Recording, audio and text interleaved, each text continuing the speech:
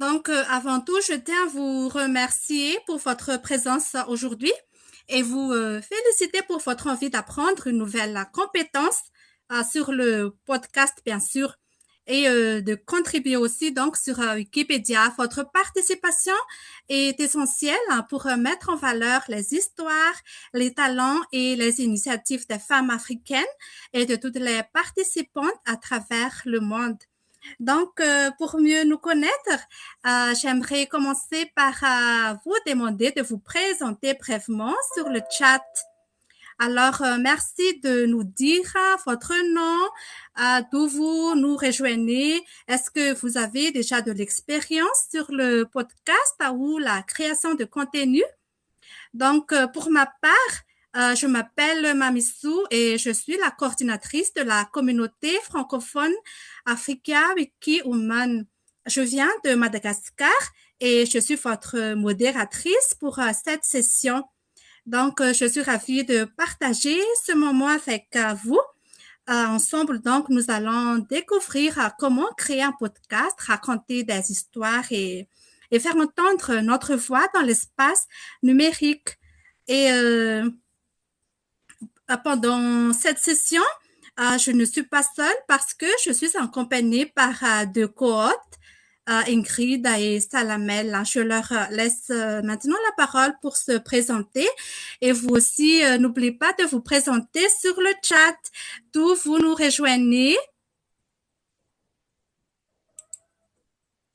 Je suis Salamel Catherine, je viens du Cameroun et c'est encore ma première fois d'apprendre sur le podcasting, mais je suis déjà wikipédienne et je contribue des autres manières avec la programmation et les articles. Ouais. Oui, merci beaucoup, Salamel, pour ta présentation. Et aux contributeurs et contributrices, vous pouvez écrire sur le chat votre nom et aussi votre pays, d'où vous nous rejoignez. Oui, bonjour Ingrid de Cameroun et bienvenue. Ingrid a déjà de l'expérience dans la création de contenu. Oui, c'est intéressant. Et qu'en est-il des autres? Est-ce que vous pouvez vous présenter sur le chat, votre nom et votre pays?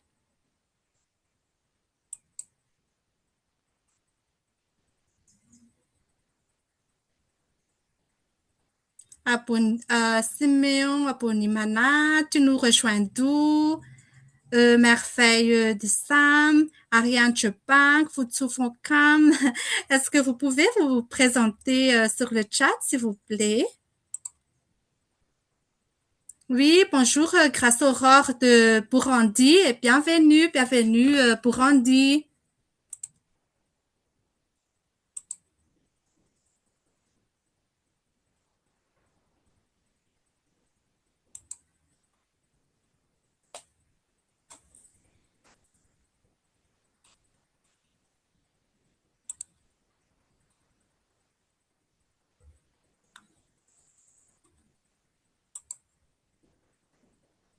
Donc, euh, donc, merci à tous et à toutes pour vos présentations. Vous pouvez toujours écrire votre nom, votre pays sur le chat. Hein. Et maintenant, je suis heureuse de passer la parole à notre formateur, René Jackson, qui va nous guider dans la création de podcasts et l'utilisation de cet outil pour raconter des histoires inspirantes et partager des connaissances. Merci beaucoup René d'avoir accepté de partager vos connaissances avec nous. La parole est à vous. Vous m'entendez là? Ou pas du tout? Oui, on Oui, vous oui, entend bien. oui, oui. Ok, ok. C'était Oui, on question vous de, entend. c'était question de m'assurer que la communication passe bien. Alors, bonsoir à tout le monde. Je suis particulièrement honoré aujourd'hui de me retrouver avec vous, les membres de la communauté Wikipédia en Afrique et particulièrement la communauté Africa Wiki Women. Donc, avant tout, ce que je tiens à dire, c'est que je fais moi-même partie de la communauté Wikimedia parce que je suis membre de la communauté du Wikipédia, du Wikipédia User Group du Cameroun. Donc, ça fait un certain nombre d'années que je suis membre de cette communauté et que je suis, bon, la plupart du temps à distance, mais je suis quand même les activités, les différentes, comment dire ça, les différents événements qui sont organisés par cette communauté-là et puis l'influence ou l'incidence qu'elle peut avoir un peu partout en Afrique et dans le monde. Parce que la chance qu'on a au Cameroun, c'est qu'on a une communauté Wikipédia qui est quand même qui est très vivante même d'ailleurs et qui parvient malgré toutes les difficultés qu'on a dans notre pays et je pense que ces difficultés sont partagées un peu partout dans nos pays en Afrique, parvient quand même à tirer vers le haut la production du contenu sur Wikipédia et la mettre un peu en avant, à la rendre beaucoup plus visible pour les autres communautés qui sont dispersées un peu partout dans le monde. Donc, je tenais à dire que je suis membre de la communauté, même si ce n'est pas forcément de cette manière-là, je vais dire ça comme ça, que j'ai été contacté pour animer cet atelier. Donc, ceci dit, je vais encore redire ma satisfaction et ma fierté d'être avec vous, parmi vous ce soir ou cet après-midi pour la majorité d'entre nous, pour parler du podcast qui est une activité qui, moi, je vais dire, me passionne depuis plusieurs années et qui est quelque part un moteur de développement pour nous en Afrique parce que on est dans des traditions qui sont essentiellement orales. C'est vrai que beaucoup de nos connaissances, de notre culture est aujourd'hui écrite, mais dans la vie quotidienne, la transmission des us, des coutumes, des habitudes, parfois des mentalités, est fait essentiellement par l'oral.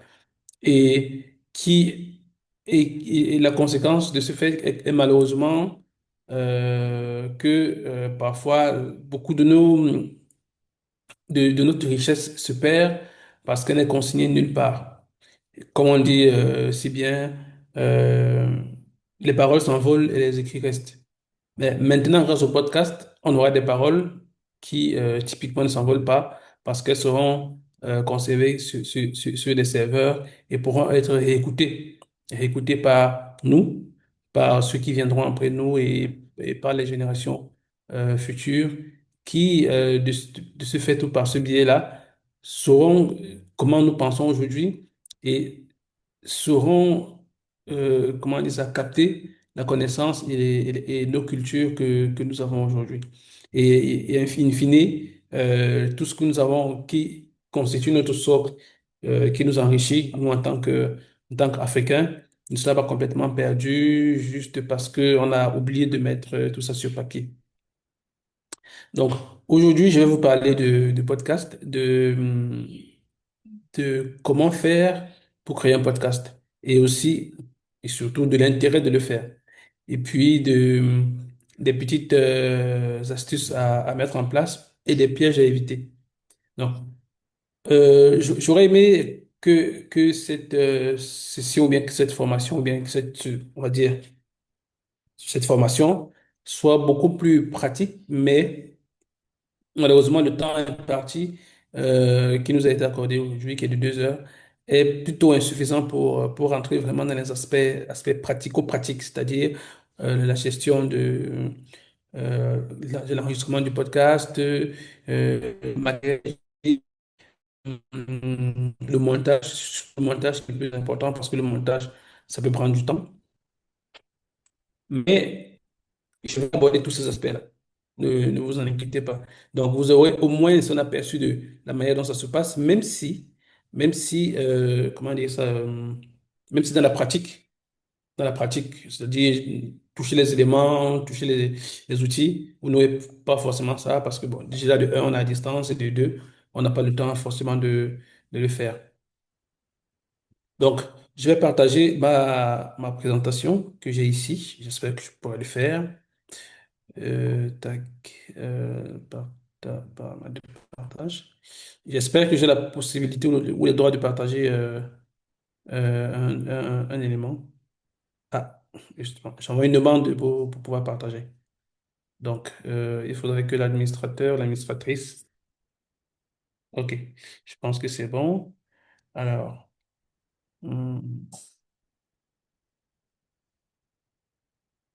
desktop 1, desktop. Ah oui, 2. OK.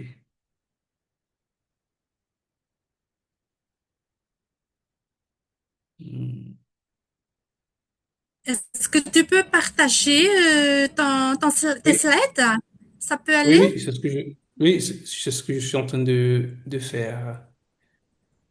OK. Je pense que là, OK. Là, ça va être possible. D'accord.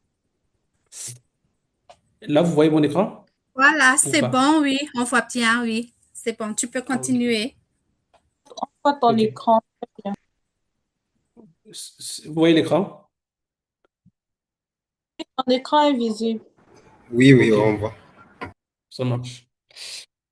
Donc, aujourd'hui, c'est une session de travail sur le podcast audio et la création sonore. Alors, moi, je passe surtout sur le podcast audio parce que on va dire, c'est de là que c'est à la base, quoi. Le podcast, c'est surtout audio. Même si aujourd'hui, on fait des podcasts de vidéo. Et ça a été la tendance pendant ces 4 ou 5 dernières années. Mais on se rend compte que depuis l'an dernier, d'ailleurs, il y a beaucoup de podcasteurs qui faisaient du podcast vidéo, c'est-à-dire diffusés essentiellement sur YouTube, hein, et sur d'autres plateformes, qui décident de revenir au podcast audio, c'est-à-dire pour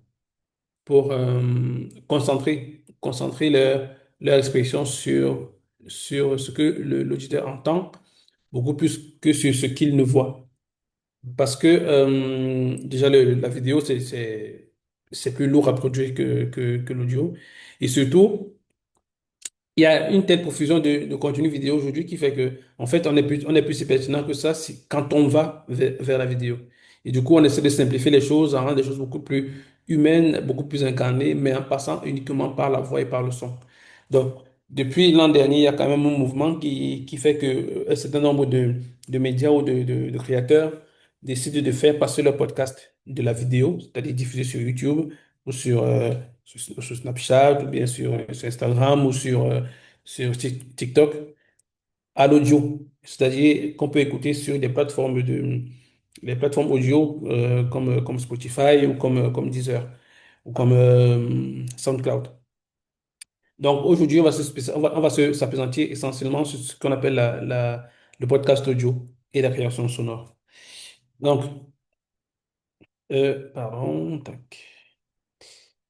Donc, comme je l'ai dit il y a un moment, c'est que pour ne pas se disperser dans, dans la masse de contenu qu'on peut avoir à consommer ou qu'on nous propose aujourd'hui, le podcast est, comment dire ça, est singulier dans la mesure où il nous permet de nous centrer, de nous concentrer sur uniquement ce qu'on peut entendre. Donc, la partie de la vue n'est plus sollicitée parce que ce contenu, on peut le consommer uniquement avec l'oreille. Donc, et ça nous permet quelque part d'avoir beaucoup plus d'attention, de ne pas être perturbé par la multiplicité de ce qui peut apparaître, par exemple, sur nos écrans ou bien sûr, oui, sur nos écrans de manière générale, et avoir un contenu qu'on peut consommer sans forcément solliciter tous les sens, c'est-à-dire euh, pas le toucher, parce que pour manipuler l'écran, par exemple, il faut toucher l'écran, donc ça sollicite le sens du toucher. Et pour pouvoir consommer le contenu sur son téléphone ou bien sur son ordinateur, il faut pouvoir le voir. C'est-à-dire, il y a la vue qui est sollicitée. En plus, par exemple, du contenu vidéo où on va solliciter un sens qui est l'ouïe. C'est-à-dire que pour consommer une vidéo aujourd'hui, en fait, il faut, sur son téléphone, sur son ordinateur, il faut mobiliser 3 sens. Alors que le podcast, c'est un seul. C'est-à-dire l'ouïe.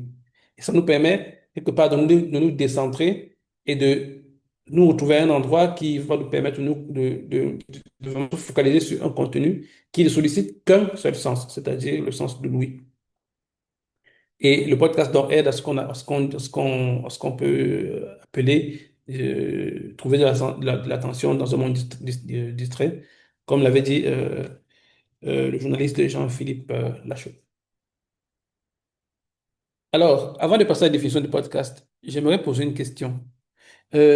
Qui parmi vous écoute la radio ou a écouté à une certaine époque la radio? Il y a personne qui réagit?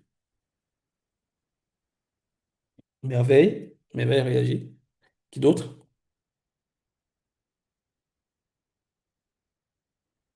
Qui d'autre? Qui d'autre? Personne d'autre?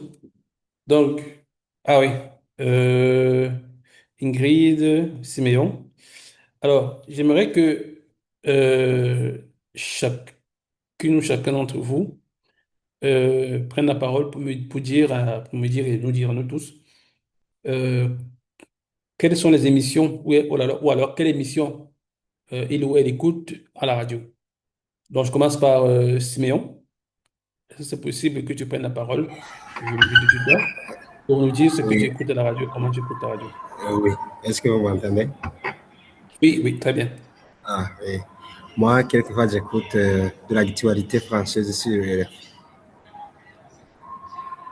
Et aussi la radio Mhm. du Burundi. D'accord, Ah, ouais. Quelquefois, les actualités. Seulement, oui. d'accord. Et c'est tous les jours ou bien c'est par occasion? Bon, par occasion et par moment. D'accord. Donc, une fois par semaine, une fois par mois. Bon, presque toujours. Le moment d'actualité, j'écoute la radio. Ok, ok. Merci pour la contribution. Ingrid, Alors, bonjour René, bonjour à tout le monde. bonjour. Oui, moi-même, je vais dire, j'écoute la radio, mais plus aussi fréquemment qu'avant. Généralement, D'accord. j'écoutais RFI ou Mhm. j'écoutais Amplitude FM. Mhm. J'avais une fréquence tout le samedi à 11 heures. D'accord. Non, c'est vrai que les contenus vidéo ont pris de l'ampleur sur nous, donc par Mhm. rapport au contenu audio.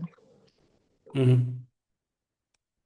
Ok. Il y avait un troisième, il y a une troisième main qui s'est levée. C'était celle de qui déjà? J'oublie le nom, le prénom. C'était Merveille, je crois. À Est-ce que merveille. Merveille, Oui, oui, c'était moi. Bonjour à tout le monde. bonjour. Voilà. Oui, moi j'ai eu à écouter la radio plus jeune. J'écoutais Mhm. l'émission Amour secret.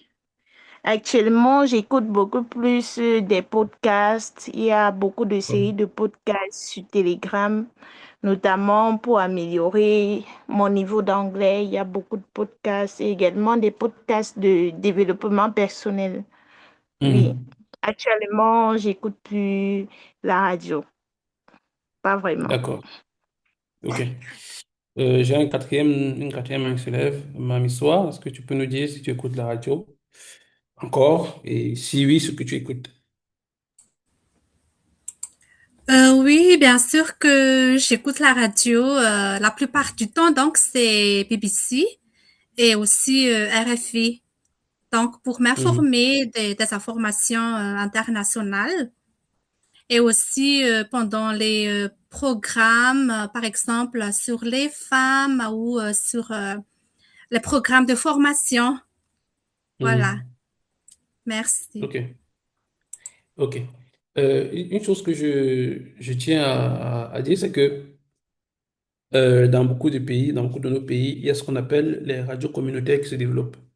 Et je sais que c'est énormément le cas à Madagascar pour le coup, parce que j'ai travaillé sur un projet il y a quelques années dans lequel on apportait une assistance aux radios communautaires. Et l'une des choses qui est bien, c'est que, en fait, le podcast vous permet de facilement enrichir les radios communautaires en contenu.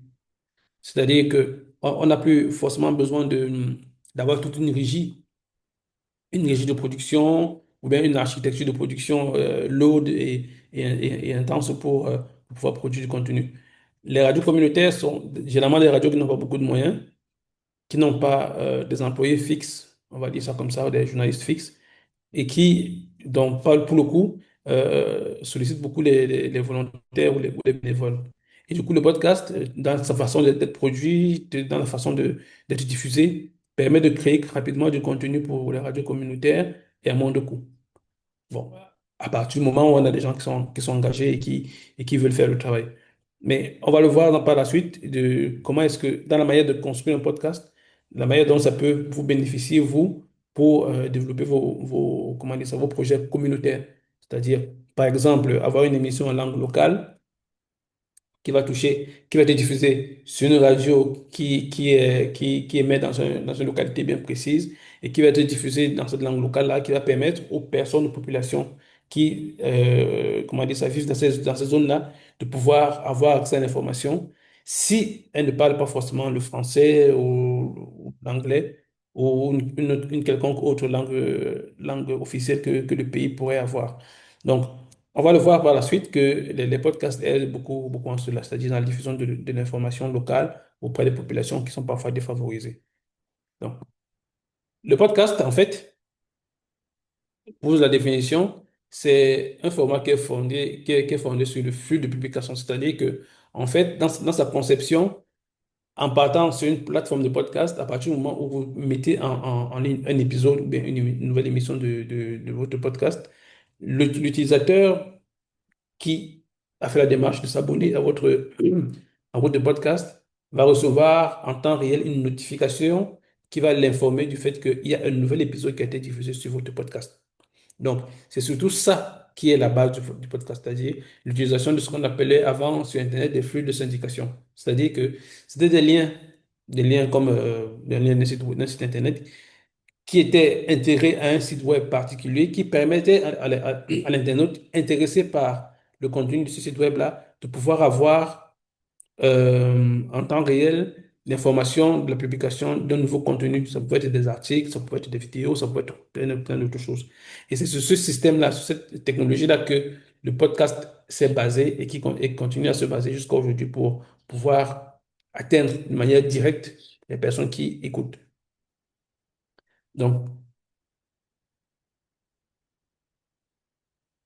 ici, il faut faire une différence qui est fondamentale entre le podcast natif et le podcast rattrapage. Un peu d'historique, c'est que les podcasts ont été à un moment donné vulgarisés par les médias, surtout les radios, au moment où l'Internet est arrivé pour pouvoir atteindre beaucoup plus de public, un public qui se retrouvait sur Internet. C'est-à-dire que une radio produisait du contenu qui allait être diffusé dans son format linéaire, c'est-à-dire ce que vous pouvez écouter quand vous allumez le poste de radio, vous captez la chaîne, le canal de la radio, et vous écoutez l'émission qui passe. Donc, l'émission, une fois qu'elle était passée, n'était pas complètement perdue. Ça me fait dire un dicton qui est très populaire au Cameroun qui dit que la radio ne parle pas deux fois. En fait, avec l'Internet, la radio s'est mise à parler deux fois. C'est-à-dire que une fois en linéaire, en direct, pendant qu'on écoute, et une autre fois, et même plusieurs autres fois sur Internet, en fonction de la volonté ou bien de l'intérêt qu'on a pour une émission particulière. C'est-à-dire que les médias produisaient des émissions qui étaient diffusées en direct ou alors sur le canal analogique et ensuite reprenaient l'émission et le mettaient sur Internet, sur le canal numérique et permettant ainsi aux personnes qui avaient manqué le direct de pouvoir réécouter l'émission sur Internet et autant qu'ils le veulent. Ça, c'est ce qu'on appelle le podcast de rattrapage, c'est-à-dire une émission qui est créée pour un média, une radio, et qui ensuite est diffusée sur Internet, ou bien qui est en même temps diffusée sur Internet. Mais l'idée d'origine, c'est de créer ce contenu pour la radio. Et à la suite de cela, maintenant, c'est de développer ce qu'on appelle les podcasts natifs, c'est-à-dire que je crée mon podcast et qui va être diffusé uniquement et exclusivement sur Internet. Ou alors, dont l'idée de base est une diffusion sur Internet. Même si par après, l'émission, si elle est intéressante, peut être reprise par une radio, être diffusée, ou alors vous finissez par avoir un podcast suffisamment intéressant pour qu'une radio vienne vous dire, OK, après la diffusion sur Internet, on va reprendre le flux pour diffuser sur la radio. Mais à la base, quand vous pensez votre podcast, c'est pour être diffusé sur Internet. C'est ce qu'on appelle un podcast natif. Donc, ensuite, pardon. Ensuite, j'ai fait un listing ici de quelques podcasts pour vous donner des idées hein, que vous pouvez écouter pour vous faire une idée de ce que c'est pour les personnes qui ne connaissent pas le podcast. Mais dites-vous que le podcast, c'est comme la radio, c'est-à-dire que vous appuyez sur un bouton et puis il y a une émission qui se déroule. Alors, les exemples de podcasts que j'ai choisis sont pour la majorité des podcasts africains. Alors, le premier, c'est si maman m'avait dit, qui, il y a 2 ou 3 ans, était le podcast produit en Afrique francophone le plus écouté. Donc, il est produit et animé par Jano Ngako, qui est la fondatrice d'une agence de communication, bon, qui était camerounaise à la base, mais aujourd'hui qui exerce dans plusieurs pays, je crois la Côte d'Ivoire et le Bénin, le Togo, quelque chose comme ça. Ensuite, on a le podcast Conversation privée d'une Ivoirienne dont j'oublie le nom et qui donnait essentiellement la parole aux femmes de ce pays-là. Ensuite, on a Wolof Tech. Wolof Tech qui est un podcast sénégalais. Quand on dit Wolof, on comprend très rapidement que c'est le Sénégal. Et un podcast en Wolof, pour le coup, et qui parle de technologie, c'est-à-dire de l'intelligence artificielle, des infrastructures téléphoniques, de plein d'autres choses qui ont un lien avec la technologie. Ensuite, on a le podcast de Sinsili Accra, qui est un podcast, on va dire, d'expression populaire, de débat, où les deux animateurs parlent des problématiques de la vie quotidienne au Ghana, à Accra, mais même aussi ailleurs en Afrique. Alors, il y a un autre podcast aujourd'hui qui n'existe plus, qui s'appelle Bon Plan, qui, pour la petite histoire, est le podcast qui m'a donné envie de faire des podcasts parce que ce sont vraiment on va dire, c'est un format reportage, c'est-à-dire l'animateur allait rencontrer des personnes qui, euh, qui ont décidé, soit depuis qu'ils sont petits, soit en changeant de métier, en faisant une conversion professionnelle, de se consacrer à l'agriculture. Donc, ça pouvait être très, très local, c'est-à-dire, quand je dis vraiment très, très local, hyper local, ça peut être planter des fleurs sur son balcon, ou bien de faire de l'agriculture sur son balcon, c'est-à-dire faire un potager sur son balcon, comme aller dans une grande exploitation qui s'étale sur plusieurs hectares. Et il rencontrait donc ces personnes-là qui avaient décidé de consacrer toute ou partie de leur vie à l'agriculture. Ensuite, on a le cadre sahélien qui est un podcast du Mali et qui parle essentiellement des problématiques maliennes du pourtour sahélien, c'est-à-dire le Mali, euh, le Burkina Faso ou encore le Niger. Donc, c'est vraiment les 3 pays qui sont concernés par ce podcast-là. Même si ça peut aller au-delà de ces 3 pays et aller vers le Sénégal ou la Mauritanie. Non, mais c'était vraiment parler des problématiques maliennes. Alors, l'avant-dernier podcast dont je parlais, c'est Tips, qui est un podcast qui a été lancé par Ocha. Ocha, c'est une plateforme de podcasting française. Et Tips a la particularité justement de vous apprendre à faire du podcast. Et quelque part dans mon apprentissage, à un moment donné, je suis passé beaucoup par Tips, qui m'a permis de comprendre notamment la narration, comment narrer un podcast, comment organiser la narration, et aussi comment faire le marketing de mon podcast. Donc, je vous recommande beaucoup ce podcast, ça s'appelle Tips, et qui est encore disponible sur Ocha. Et le dernier podcast, c'est le mien, qui s'appelle N.com, que j'ai lancé en 2020, oui, et qui parle de médias, du numérique et d'innovation en Afrique. Donc, j'ai tenu ce podcast pendant 4 ans, pendant 4 saisons. Et pendant ces saisons-là, pendant ce temps-là, j'ai donné la parole. C'est un podcast, on va dire, d'entretien, d'interview, sur lequel j'ai donné la parole à plein d'acteurs du domaine des médias, de la communication, en Afrique et en Europe. Donc, on continue. Est-ce que jusqu'ici, il y a des questions? Est-ce qu'il y a des questions? Est-ce qu'il y a des interrogations? Je suis prêt à y répondre. Et surtout, comment dire ça? N'hésitez pas à me couper si vous avez des questions. Alors, là, avec la disposition de mon écran, je ne vois pas forcément. Attendez voir, tac, tac. Donc, je ne vois pas forcément les mains qui se lèvent, mais n'hésitez pas à allumer votre micro et à faire l'intervention que vous souhaitez faire.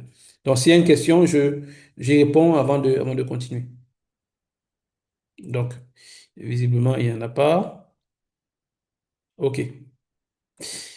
Maintenant, je vais passer une vidéo. J'espère que vous aurez le son. Mais si vous n'avez pas de son, dites-le moi parce que c'est une vidéo et c'est important qu'il y ait le son. Donc, c'est tout simplement les 11 commandements du podcast qui sont, vous le voyez, qui sont prodigués par la BBC. Quelqu'un a parlé de la BBC tout à l'heure, qui est l'Office national de radio et de télévision de Grande-Bretagne. Donc, je lance la vidéo.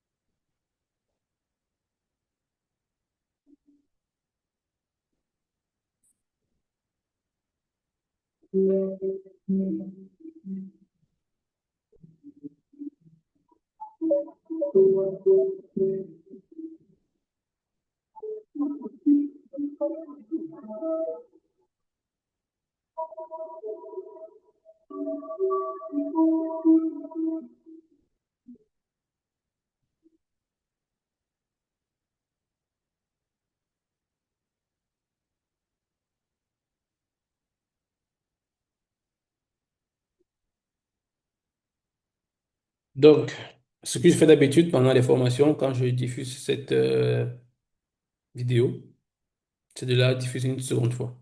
Parce que je me suis rendu compte que généralement, peut-être ça va un peu vite. Il y a beaucoup d'informations qui sont transmises par cette vidéo. Et souvent, les personnes qui les voient généralement pour la première fois ont besoin de la revoir pour pouvoir en saisir vraiment l'essence. Donc là, je vais refaire une dernière lecture de cette vidéo.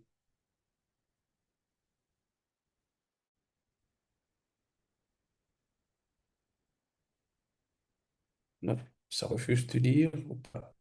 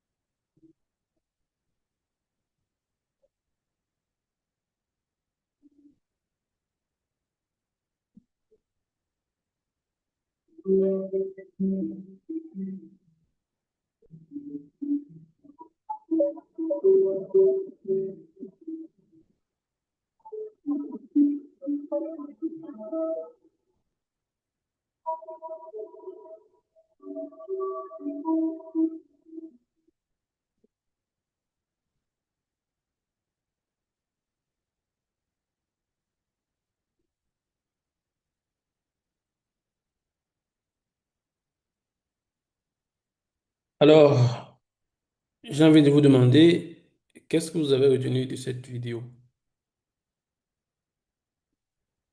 Même si c'est une seule chose. Je vous pose la question. Est-ce qu'il y a quelqu'un qui veut me dire, qui veut nous dire ce qu'il ou elle a retenu de cette vidéo, de ce qu'on vient de regarder?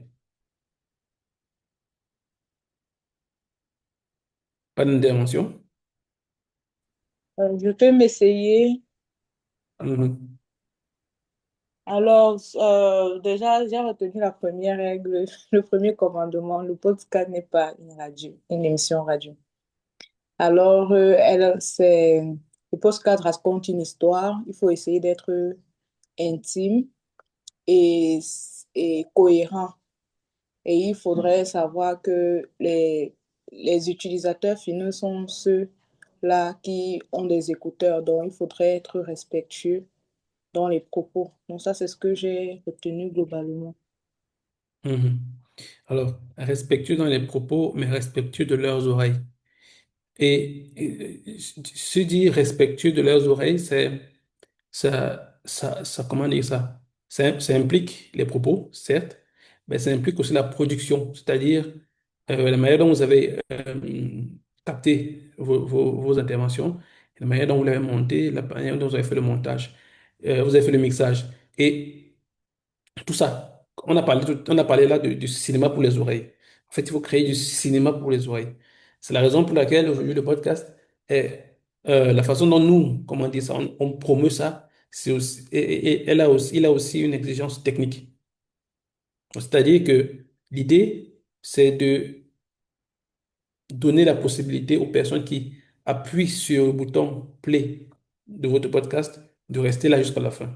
Parce que si la production est mal faite, forcément, comment dire ça, ça va ennuyer votre auditeur et quelque part, vous risquez de le perdre. Parce qu'aujourd'hui, il y a tellement de contenus qui sont produits que si un auditeur commence à consommer votre contenu et pas parce que c'est pas intéressant, ou alors parce que c'est mal produit, parce que par exemple, vous pouvez crier dans l'oreille, il a le casque, il entend crier, ou alors votre voix sature. Ça fait qu'il se déconnecte rapidement et il n'aura pas forcément envie de revenir sur votre contenu. J'ai vu une autre main, Mamie, ce soir. Est-ce que tu peux nous dire une ou deux choses que tu as retenues de ce qu'on vient de regarder?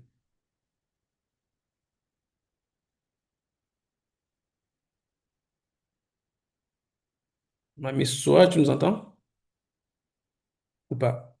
Alors, est-ce qu'il y a une autre intervention, une dernière intervention? Pas du tout. Mais j'aimerais que vous me rassuriez d'une chose. Est-ce que vous avez entendu le son de la vidéo?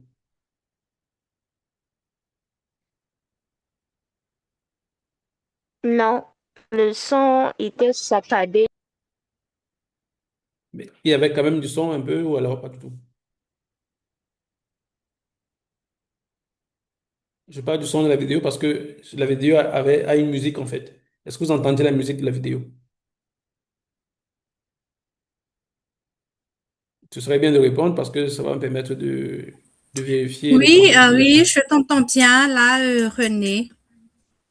Est-ce que vous entendez le son de la musique de la vidéo? Non, non, pas Non, du non. tout. C'est juste Non, un non, peu, non, oui. non, on n'entend pas. Ok. Oui. Donc, ça veut dire que moi, de mon côté, je Il vais... y a Quadio qui a levé la main, oui. Oui? Non, moi, j'ai pas entendu le son de la vidéo. D'accord. D'accord, ok. Alors, je vais essayer de régler ce problème de son. Euh, Intervenant, audio spatial, Microsoft, microphone, manque du micro. Alors, est-ce que quelqu'un pourrait me dire comment est-ce qu'on peut faire pour écouter la musique qui provient d'une vidéo? Je me perds un peu dans les paramètres. Bon, on va trouver le temps de résoudre ça plus tard. Parce que après, à la fin, il y a une émission que je souhaite que vous écoutiez. Pas une émission, mais un podcast que je souhaite que vous écoutiez. Ce serait bien s'il y a le son à ce moment-là. Donc, je continue. Ah, pardon. Je continue avec ma diapo. Ah,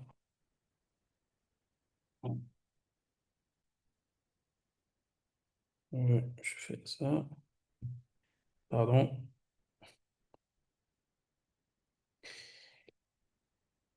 Bon.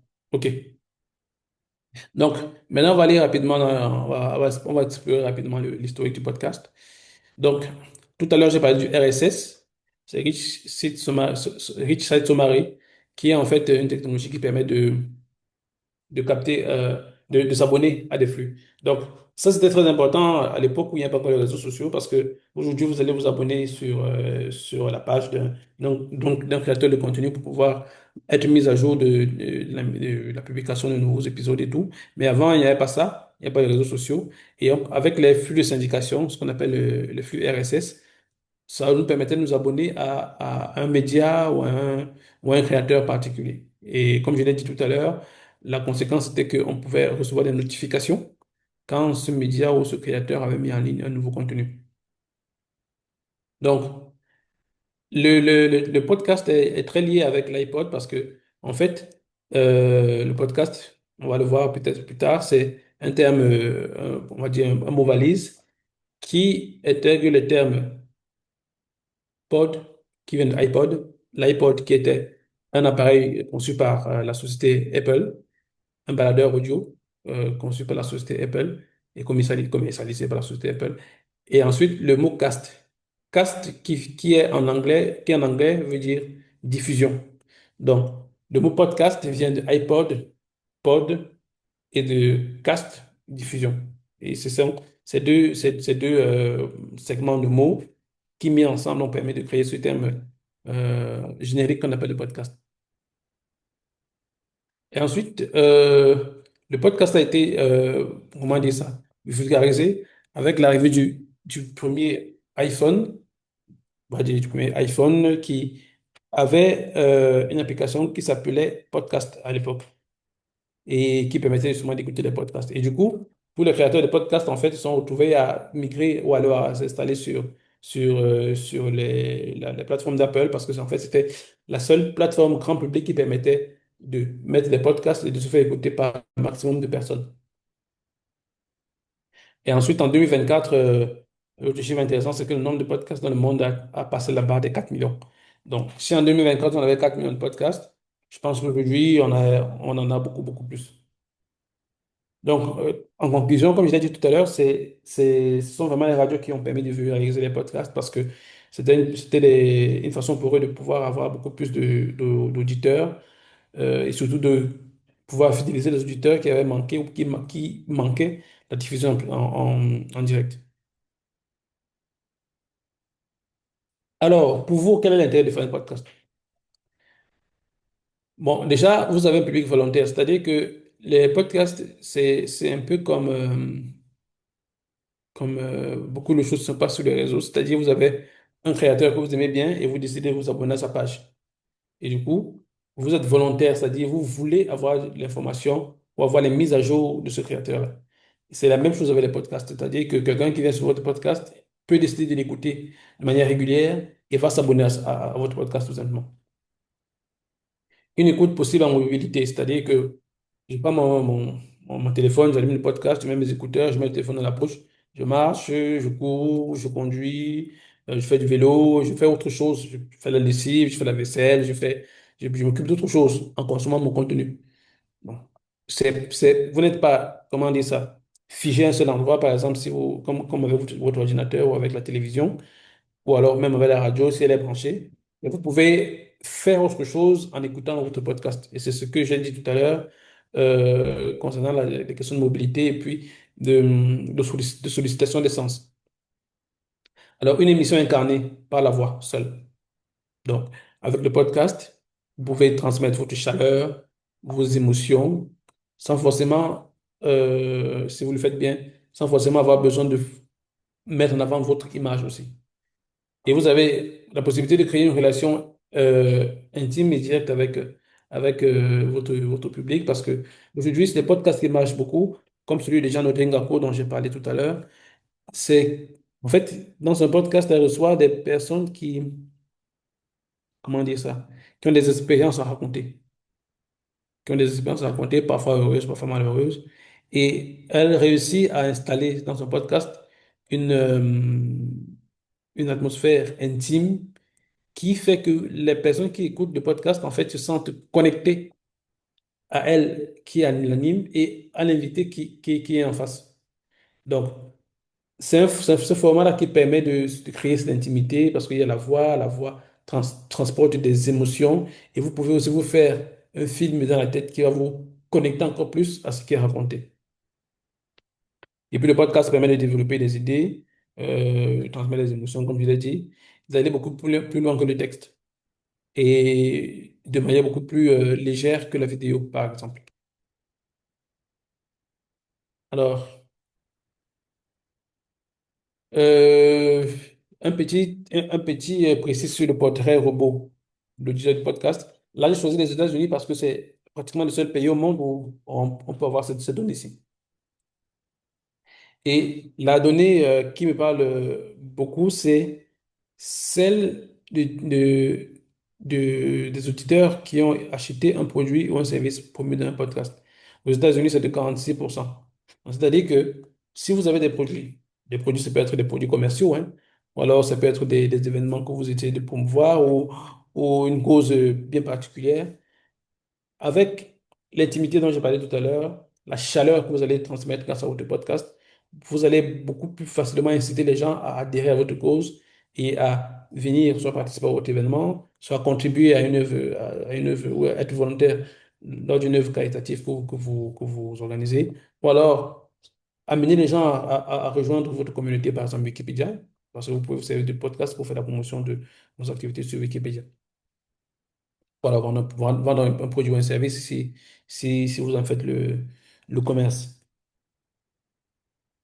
Maintenant, est-ce que vous devez faire un podcast? Ça, c'est une question que je vous pose. Vous qui êtes là aujourd'hui, est-ce que vous pensez que vous devez faire un podcast? Je pose la question, hein? J'attends des réponses. Et si vous pensez pouvoir faire un podcast, vous me dites oui et pourquoi. Et d'ailleurs, si vous pensez ne pas devoir faire un podcast, vous pouvez aussi vous exprimer. Ça, c'est le moment où l'expression est ouverte. Alors, Merveille, est-ce qu'on peut avoir ton avis? Est-ce que tu peux faire un podcast? Tu dois faire un podcast ou non? Merveille? Merveille, elle lève le doigt. Pas de réaction de Merveille. Est-ce que Merveille nous entend? Oh, ok, Caroline. On reviendra à Merveille plus tard. Oui, bonjour à tout le monde. Je ne sais pas si vous m'entendez. Ok, oui, moi je pense que je peux, enfin je voudrais créer un podcast en tout cas très clairement, d'où déjà ma présence à cette initiative, à cette réunion. Mhm, Euh, Est-ce que j'ai des histoires à raconter? Oui.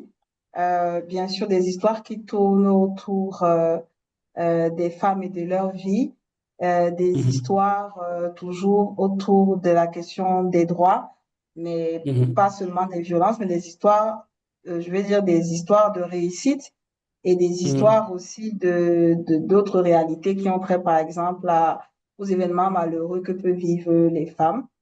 Mais c'est vraiment mhm. pour mettre les femmes en avant, les femmes camerounaises ou d'Afrique centrale, disons comme ça. D'accord. Alors, je vais me permettre une question. Alors, plusieurs questions même d'ailleurs. Euh, Est-ce que tu as un point de vue unique? Parce qu'on peut partir du principe que c'est une problématique qui intéresse beaucoup et qu'il y a certainement d'autres personnes qui en parlent. Est-ce que toi, tu as un point de vue unique? C'est-à-dire, s'il faut parler des problématiques liées à la condition des femmes dans nos sociétés, est-ce que toi, tu amènes le sujet d'un point de vue qui est particulier. Avant, j'aurais dit oui, mais j'aurais dit avec une approche vraiment centrée autour des femmes. Mais avec l'expérience que j'ai depuis 6 mois et de ce que je voudrais faire concrètement, du but même finalement du podcast, qui est finalement de sensibiliser aussi autour des questions qui tournent autour des droits des femmes et de comment aussi la société peut les percevoir. Mhm. Je pense que je me mets dans une posture de quelqu'un qui est assez ouverte parce que je sais que si j'ai une position assez tranchée comme j'ai souvent, en tout cas si je vais avec ma voix de militante, alors oui, je peux avoir un avis bien tranché, mais je ne veux pas utiliser cette voie de militante-là. Je veux une approche beaucoup plus ouverte. D'accord. Parce que quand on parle du point de vue unique, c'est ce qu'on appelle en journalisme un peu l'originalité. Donc, c'est-à-dire que, prenons par exemple l'exemple de la condition de la femme dans notre société, on peut se dire, OK, moi je vais créer mon podcast où je vais amener l'affaire sur le plan de ce qui se joue dans la cuisine. C'est-à-dire, OK, aujourd'hui, je vais parler de la condition de la femme, mais en partant du prisme comment dire ça, des enjeux de tout ce qui se fait dans le domaine de la cuisine. Comment dire ça, un point de vue original parce que on va se dire, ah, c'est vrai qu'on entend beaucoup de choses sur la condition de la femme, mais personne ne s'est jamais vraiment interrogé sur ce qui se passe en fait, de tout ce qui entoure ce qui se fait dans la cuisine. Ça, c'est un point de vue, hein. Comme un autre point de vue, ça peut être la femme au volant. Par exemple. La femme au volant, qu'est-ce que ça dit de la condition de la femme dans notre pays ou dans nos pays? Donc, ça, c'est des idées que je sors comme ça, qui peuvent vous permettre de développer une idée, chacune ou chacun de son côté. Est-ce qu'il y a une autre intervention? Devez-vous faire un podcast ou pas, d'ailleurs? Tout à l'heure, on avait une main qui s'est levée, mais qui a disparu tout aussi rapidement. Hmm, non. OK. Il faut se poser beaucoup de questions. Est-ce que vous avez une histoire à raconter? C'est-à-dire, est-ce que moi, ce que je vais raconter là, c'est pertinent, c'est important? Est-ce que c'est une histoire qui vaut la peine d'être racontée? Est-ce que vous êtes la seule à pouvoir raconter cette histoire? C'est-à-dire, est-ce qu'il y a d'autres, ce que je veux dire, est-ce qu'il y a d'autres personnes qui le disent déjà? Et maintenant, on revient à la question que j'ai posée tout à l'heure. Si oui, qu'est-ce qui va faire ma singularité dans la manière de raconter cette histoire? C'est-à-dire, quelle est mon originalité? Qu'est-ce que j'apporte en plus? Quelle est la valeur ajoutée de ce que moi je vais mettre dans le récit qui va différencier ce que je dis de ce que les autres disent, de ce que les médias disent, de ce que les influenceurs, par exemple, sur les réseaux sociaux disent? Quelle est ma singularité en fait? Qui va permettre aux gens de se dire, ah, le podcasteur tel a un point de vue bien particulier sur cette question, bien a une façon d'amener le sujet, une certaine façon d'amener le sujet qui le rend plus intéressant que ce qu'on peut entendre de ce sujet par ailleurs. Alors, on a parlé tout à l'heure de l'incarnation. Est-ce que l'incarnation, c'est-à-dire vous mettez un peu du vôtre dans ce que vous faites comme contenu? Est-ce que vous pouvez associer cette histoire, l'histoire que vous racontez, à votre personnalité, à votre expérience ou à votre identité? Ça, c'est important aussi. Ça va permettre aux auditeurs, aux personnes qui vous écoutent, de, d'être beaucoup plus ancrés dans ce que vous racontez parce que le fait de se dire que Caroline, par exemple, parle de la question liée à la femme parce que ça rentre dans le cadre d'une expérience qu'elle a vécue, c'est beaucoup plus parlant, c'est beaucoup plus accrocheur pour le public. Et aussi, quelle est votre expertise dans le domaine? Alors, pour revenir à la question et pour revenir sur Caroline, que je crois que je connais par ailleurs, je sais que c'est un domaine dans lequel elle travaille depuis plusieurs années déjà. Et le fait de se lui dire, de le savoir, lui donne une certaine crédibilité. C'est-à-dire de se dire, OK, si elle va parler de la question de la condition féminine dans notre société, elle y est depuis des années, elle a fait plein de choses là-dedans. Donc, ça lui donne une certaine crédibilité pour pouvoir dire des choses, pour pouvoir en parler et en dire des choses intéressantes. Parce que si moi, par exemple, je viens de commencer à parler de la question de la condition des femmes dans notre pays, je ne suis pas sûr que vous allez m'écouter parce que vous allez vous dire, bah, lui sort d'où avec cette histoire? On l'a pas connu dans ce type de sujet, quoi, en fait. Donc, le fait d'avoir une certaine expertise dans le domaine que vous souhaitez aborder vous donne du crédit et puis va amener vers vous des auditeurs et des auditrices. Alors, une question importante qui est la question du droit d'auteur. Non, c'est simple, hein. Je vois qu'on va pas. On est tous des Wikimédiens. Je pense que la question du droit d'auteur ne souffre d'aucune, comment dire ça? C'est un sujet que vous connaissez très bien, en fait, en tant que créateur de contenu sur Internet, et plus encore en tant que Wikimédien. Donc, on va passer là-dessus. Euh, alors, par contre, il y a la question de la musique libre de droit. Et c'est comme tous les contenus, c'est-à-dire, vous devez avoir la possibilité l'autorisation de les utiliser. Et les musiques libres de droit en font partie, c'est-à-dire que dans le podcast, de manière générale, ou comme à la radio, quand vous écoutez la radio, vous entendez la musique, par exemple. Il faut pouvoir avoir le droit d'utiliser la musique.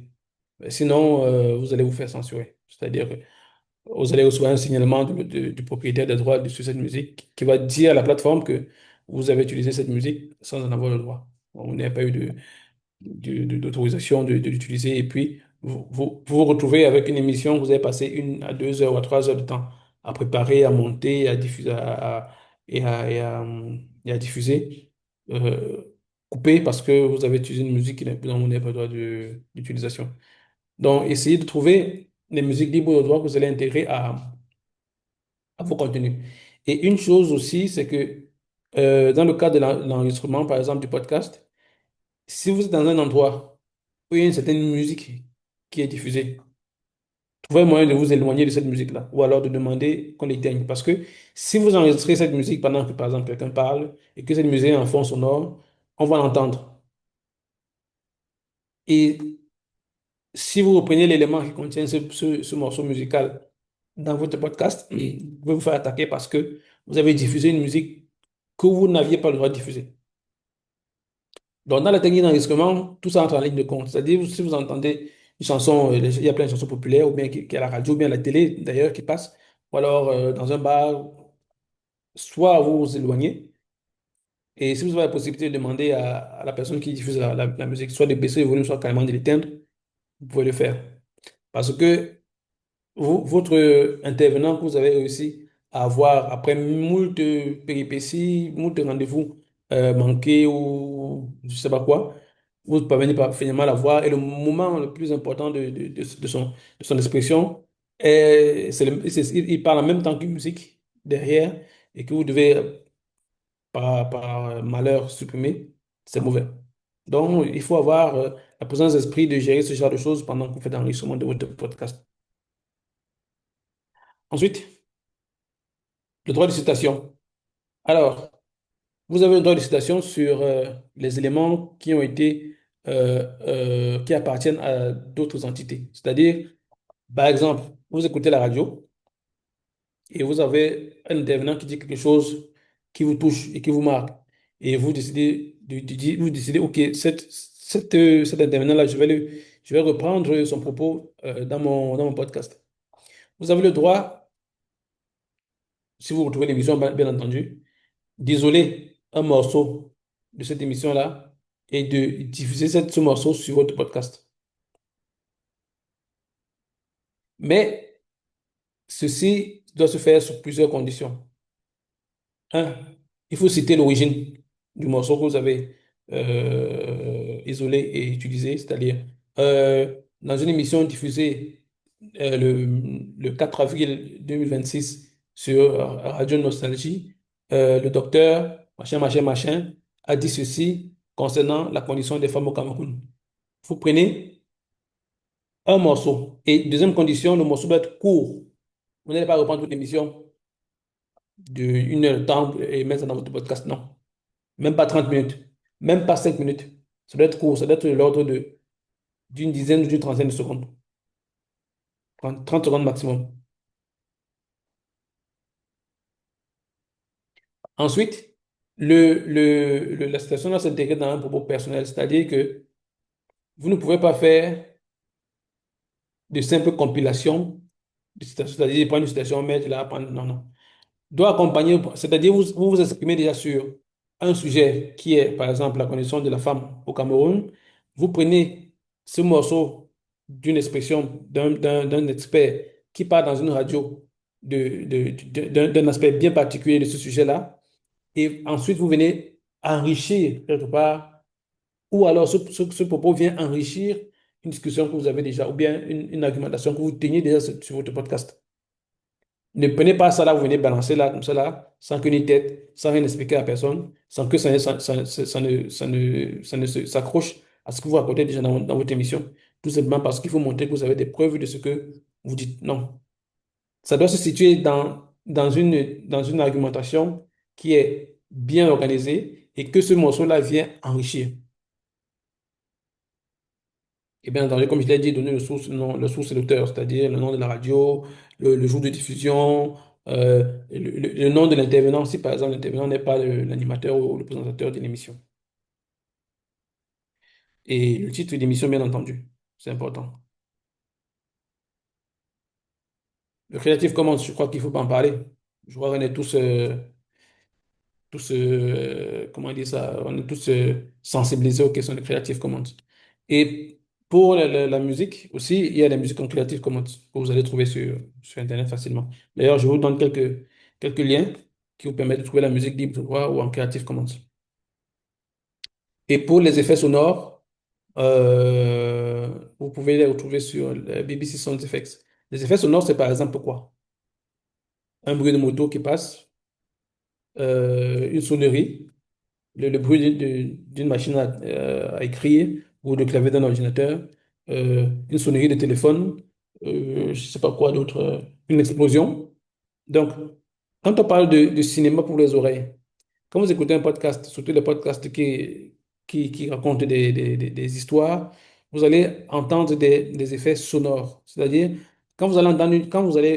généralement, vous entendez une émission et tout, vous écoutez une émission et tout, vous entendez une explosion, ça ne veut pas dire que le gars, il a fait l'émission, il fait l'émission dans un endroit où il y a des explosions, où il y a des coups de feu, non.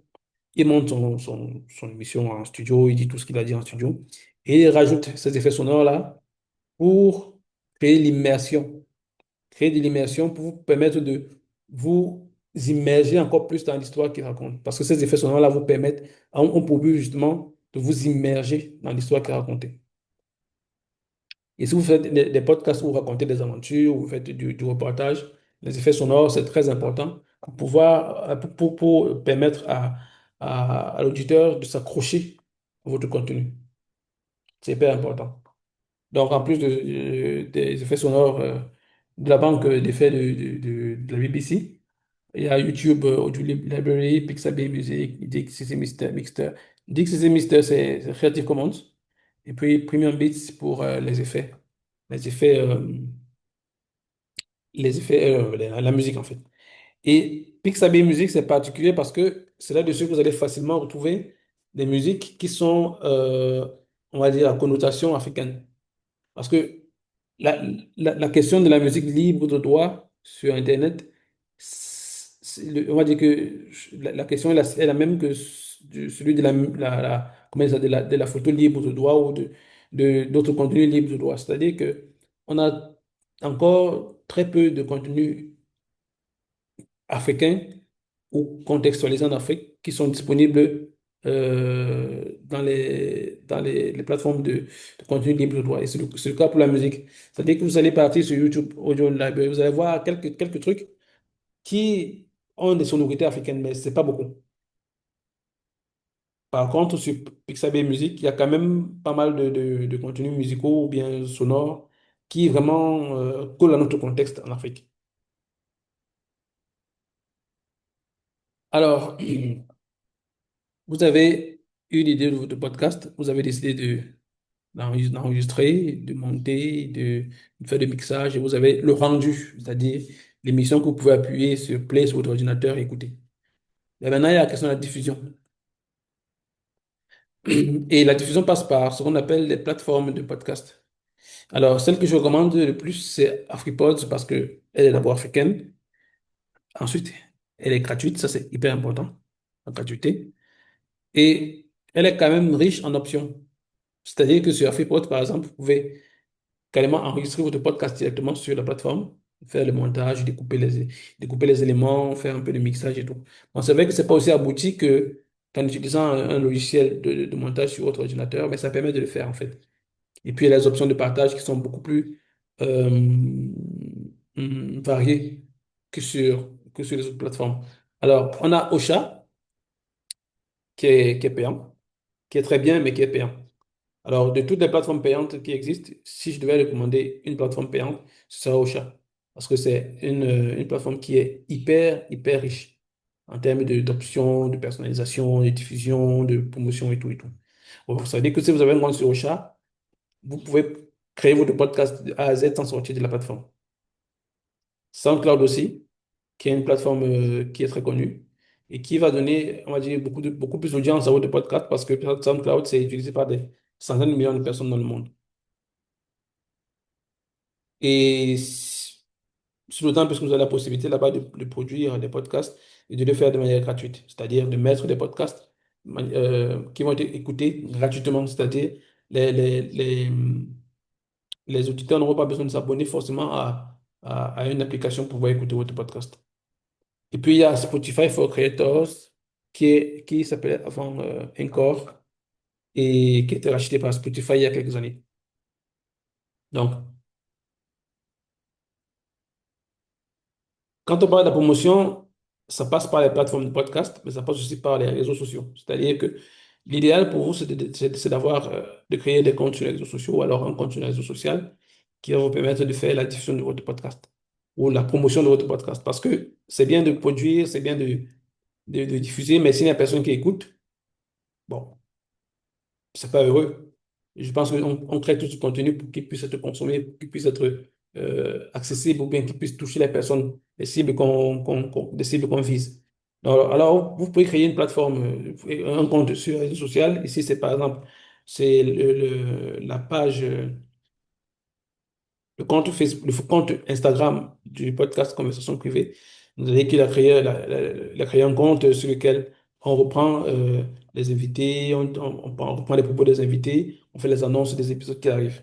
C'est hyper important parce que c'est à partir de là que vous allez commencer à mobiliser votre communauté. C'est-à-dire, OK, je vais sur les réseaux sociaux, je me, je développe une communauté qui va adhérer à mon podcast et qui va l'écouter et qui si je fais les choses bien, va en parler autour d'elle, ce qui va permettre d'accroître cette communauté-là. Donc, c'est important de faire la promotion de votre podcast. C'est-à-dire que si je reviens sur la question des plateformes, héberger un podcast, c'est la diffusion, c'est-à-dire diffuser votre podcast, le rendre accessible aux personnes qui pourraient être intéressées par l'écoute du podcast. Et les réseaux sociaux, c'est la promotion. C'est-à-dire, vous devez faire connaître votre podcast, faire comprendre aux gens qu'il existe et leur dire, OK, si vous voulez écouter le podcast, vous pouvez aller à tel endroit pour l'écouter. Non, ne confondons pas les fonctions. La diffusion, c'est pas la même chose que la promotion. Et en termes de promotion, une idée qui est bien explorée et que je recommande même d'ailleurs, c'est de faire le teaser pour son podcast. Donc, créer un teaser, le teaser, c'est ce qu'on appelle la bande-annonce, c'est-à-dire faites un élément court de 30 secondes, de 15 secondes, 30 secondes, une minute, pour dire que votre podcast arrive et donner l'envie aux personnes qui tombent sur ce teaser de se dire, ah, le podcast arrive, le teaser est bien, ça nous met de l'eau à la bouche. Et puis, il faut qu'on l'écoute. Et à partir de 10 heures, les gens peuvent s'abonner à votre podcast sur les plateformes, peuvent prendre rendez-vous avec vous pour vous dire, OK, moi, ça m'intéresse d'écouter le podcast. Et puis, je me note ça quelque part. Ce qui va faire que le jour où vous allez lancer l'épisode 1 de votre podcast, l'épisode 1 de votre podcast, l'épisode 1 de votre podcast, il y aura des gens qui sont là pour l'écouter. Ne va pas tomber comme ça, comme un cheveu dans la soupe, et il y aura personne tout autour pour venir s'intéresser à ce que c'est. Donc, créez des teasers et faites-en la promotion sur les réseaux sociaux pour que le jour où vous allez commencer à diffuser votre podcast, qu'il y ait du public qui va venir, ne serait-ce que pour la découverte. Et puis, pendant l'épisode 1, vous vous arrangez à avoir du contenu qui va permettre aux gens en fait, qui va permettre de fidéliser les personnes qui vont venir écouter ce premier épisode-là. Donc, voilà. Est-ce que jusqu'ici, il y a des questions? Une intervention? Une remarque? Une suggestion?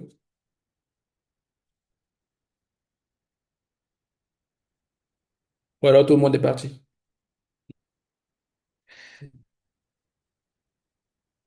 Parce que je vois des écrans noirs là et puis je vois personne en direct en fait. Donc, ce serait bien d'avoir des retours et des avis. Oui, Caroline?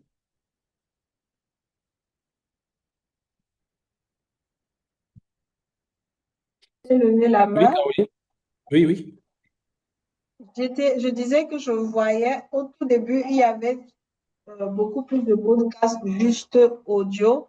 Mais maintenant, je vois une nouvelle forme où on dit podcast, mais c'est vidéo. C'est presque comme des émissions, à mon sens. Mhm. Euh, alors, je me pose, est-ce que à l'ère où on est quand même, où les gens consomment beaucoup du contenu vidéo, est-ce que ça vaut Mhm. la peine de faire un Mhm. podcast enfin, avec vidéo, ou alors on peut toujours aller sous la forme de radio tout simplement? Euh, Comme je l'ai dit tout à l'heure, euh, c'est, on peut faire du podcast uniquement audio, hein. Et je l'ai dit en début de propos, c'est que, en fait, euh, beaucoup de créateurs qui avaient créé des podcasts, c'est un nombre de créateurs qui avaient fait des podcasts audio, vidéo, diffusés sur YouTube, sont en train de revenir, en fait, à des éléments purement et uniquement sonores. Parce que, en fait, comment dire ça? Je vais me redire, hein, en fait, le podcast, la vidéo sollicite beaucoup de sens. Et du coup, pour apporter un peu de légèreté et puis d'incarnation et puis de proximité avec les auditeurs, euh, beaucoup de créateurs aujourd'hui sollicitent, en fait, passent par la création de contenu purement audio. Et l'autre bénéfice, c'est que en fait, il n'y a pas il y a beaucoup moins de contraintes à créer un podcast audio qu'à créer un podcast vidéo. Je vais prendre un exemple. Celui de John Odengaku que j'ai pris tout à l'heure. En fait, elle créé son podcast avec son téléphone. C'est-à-dire, elle a enregistré avec son téléphone.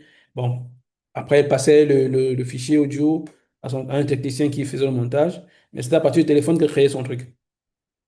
Alors que, en fait, ce qu'elle faisait typiquement, parce que on l'a eu plusieurs fois sur des formations ou sur des rencontres où elle expliquait comment elle faisait son podcast. En fait, elle appuyait juste dessus, elle allumait l'enregistreur qu'on a tous sur notre téléphone là, sonore là. Elle appuie sur enregistrer, elle pose le téléphone entre elle et la personne qu'elle interviewe, et l'entretien se fait ainsi. Après, c'est vrai que la qualité sonore n'est pas forcément, comment dire ça, idéale en termes de captation parce que le micro du téléphone, c'est pas le meilleur qui soit, il faut se le dire. Mais elle parvenait quand même à sortir un truc qui était écouté et qui finalement est devenu le podcast le plus écouté en Afrique francophone. Et elle le faisait avec son téléphone. Mais quelque part, c'est vrai, il y avait le montage après. Il fallait passer sur une plateforme de podcast pour pouvoir en faire la diffusion. Et elle utilisait son compte. Elle a créé un compte sur Instagram pour faire la promotion de son podcast. Donc, c'est un truc qui marche toujours. Et quand on vise, par exemple, des communautés qui sont un peu éloignées des centres urbains ou bien qui ont des problèmes de connectivité, avoir du son, c'est souvent beaucoup plus facile qu'avoir de la vidéo. Et une autre chose qu'on peut utiliser en termes de diffusion de podcast, c'est par exemple utiliser les canaux WhatsApp. Donc, on peut créer un podcast qu'on va diffuser uniquement sur WhatsApp. Quand on vise des communautés bien particulières, c'est-à-dire on monte, ça devient un format émission en fait. On se dit, OK, on va créer un rendez-vous régulier toutes les semaines ou tous les mois On va créer une émission, on va appeler des experts, on va appeler des intervenants qualifiés qui vont discuter pendant 30 minutes, pendant 1 heure de temps, d'un sujet bien particulier. On va faire un montage propre et tout, et on balance sur WhatsApp. Ça, c'est un format à explorer aussi. Donc, pour répondre à la question, le format audio n'est pas mort, pas du tout. D'ailleurs, il est loin de l'être. Et on peut gagner en termes de promotion en se servant de ce format-là. Est-ce qu'il y a une autre question?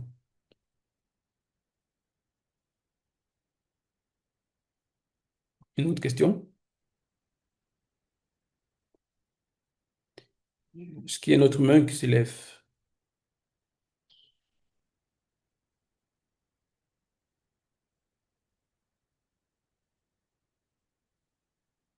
Est-ce qu'on a une main qui se lève?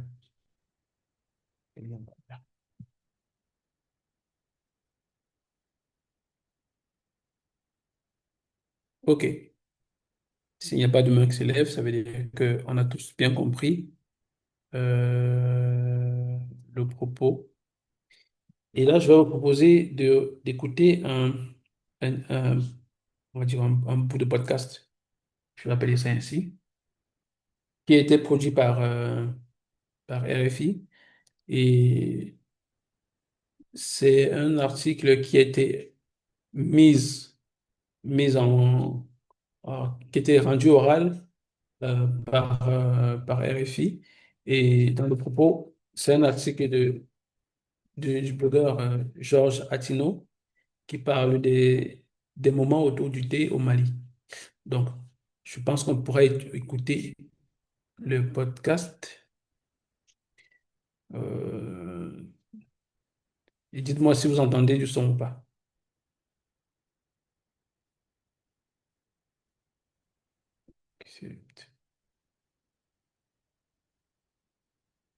Donc, ça charge, ça charge, ça charge. Ah, attendez, je recommence ça.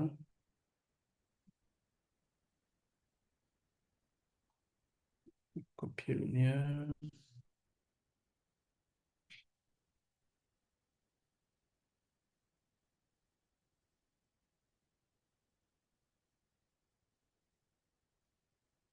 Ah, le fichier n'existe plus. Malheureusement.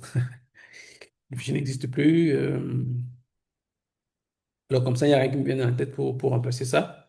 Mais je vais mettre à jour la présentation que j'ai transmise à Mamisoa pour ce lien-là. Je vais proposer un autre lien pour pouvoir écouter un podcast.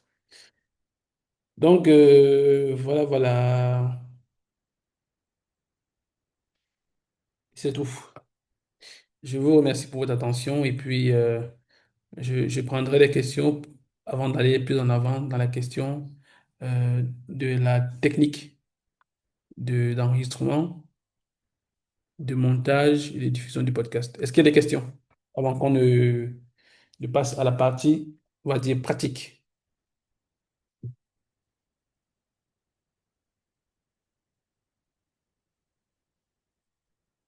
Des questions? Pas de questions? Oui, merveille. Oui, j'ai vu, tu as présenté beaucoup de plateformes d'hébergement de podcasts. J'aimerais Mhm. savoir si ces plateformes sont payantes, s'il faut payer pour héberger un podcast sur ces plateformes ou c'est libre. OK.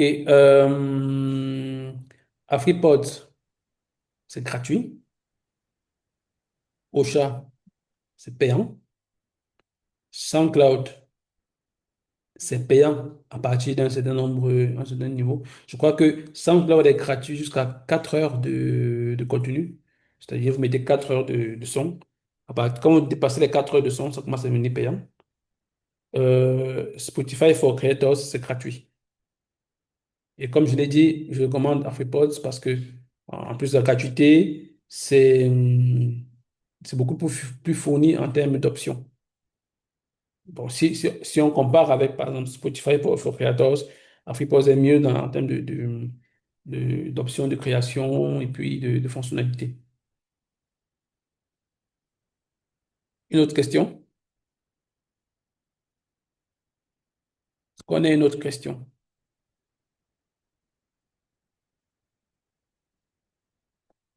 Donc, euh, Je pense que en attendant les questions, on va un peu avoir une session de icebreaker, mhm. l'histoire de se détendre et aussi de s'amuser. OK. D'accord, je partage un lien sur le chat box.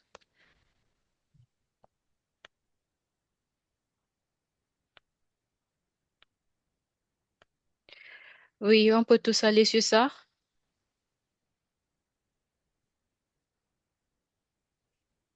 Le lien. J'ai déjà envoyé.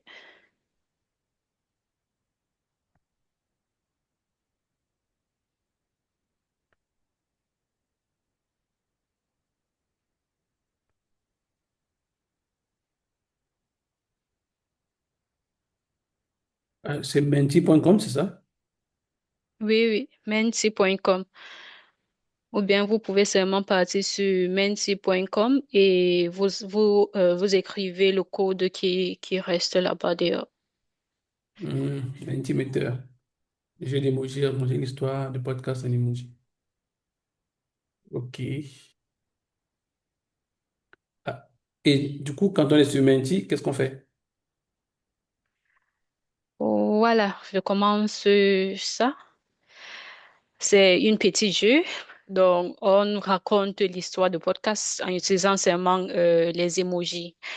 Donc, Mhm. maintenant, on commence pour la première question. Décris ta semaine en emoji. Donc, Ah, j'attends vos réponses. Est-ce que vous êtes avec moi? oui, moi je suis avec toi. J'ai seulement une réponse depuis. Oui, C'est la nous Est-ce y que mienne. vous sommes. pouvez décrire? D'accord.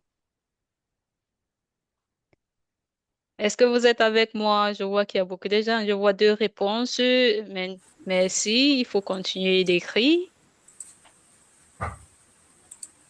Ah, quand on répond, on clique sur next question, c'est ça? Il faut patienter. Bon, au moins 5 personnes avant qu'on avance. Il faut qu'on avance tous Ah, ensemble. d'accord. Il y a 4 personnes maintenant. OK. Ah, du coup, c'est toi qui fais le changement des diapositives, c'est Des ça? slides, oui. Oui.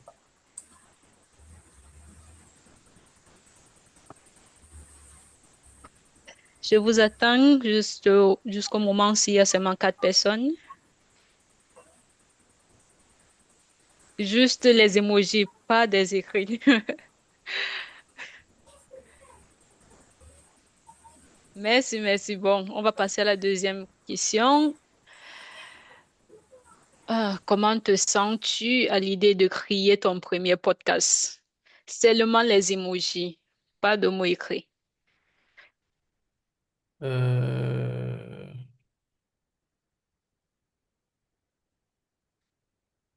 J'ai une réponse, 3 réponses. On commence déjà à répondre. Oui, on attend les autres.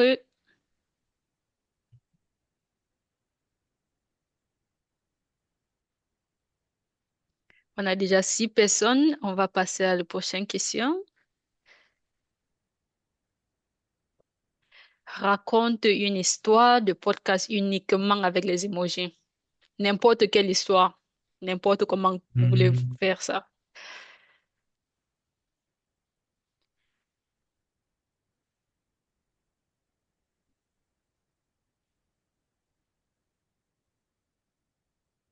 Apparemment, les histoires sont longues. Jusqu'à maintenant, j'ai pas encore de réponse.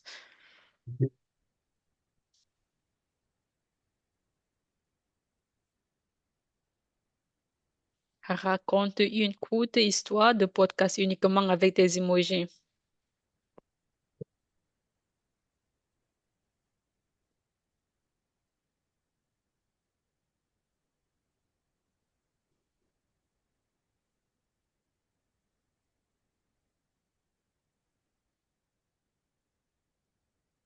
Ok, on commence déjà à voir les réponses. Ça, c'est vraiment intéressant. Après ça, je vais partager tout ça avec vous. On va essayer de deviner ce que les histoires s'y veulent dire.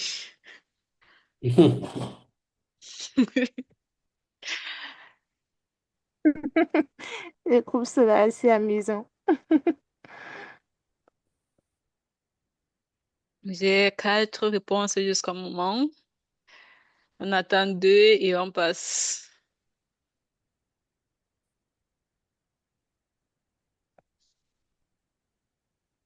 Ok, c'est bon. Voilà le dernier slide. Décrit un thème de podcast avec des emojis et les autres vont deviner. Je ne sais pas comment je vais partager celle-ci, mais celle-ci, c'est le plus important. Bon, bon, dans tous les cas, on va toujours partager tout ça à la fin. Donc, décrit un thème de podcast avec des emojis. N'importe quel thème. Hmm.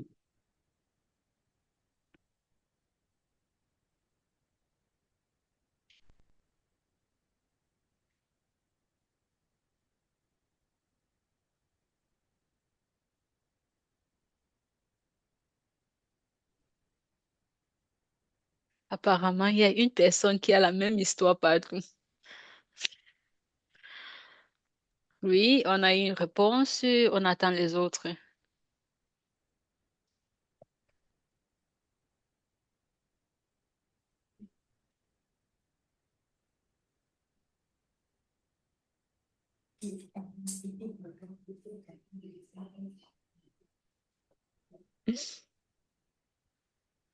Ça, c'est vraiment vague.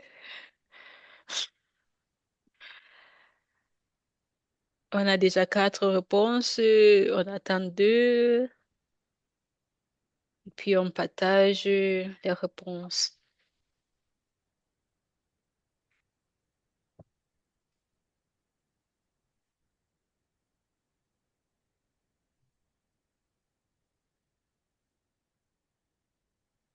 On a 6 réponses maintenant. Une dernière personne.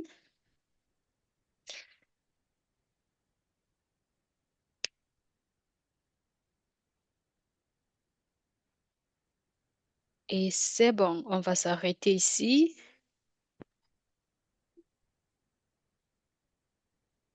Merci beaucoup pour votre participation. On va essayer de prendre les réponses et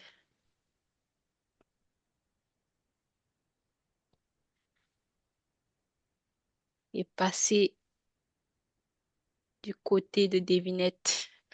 Pour moi, ce qui m'intéresse, c'est les histoires.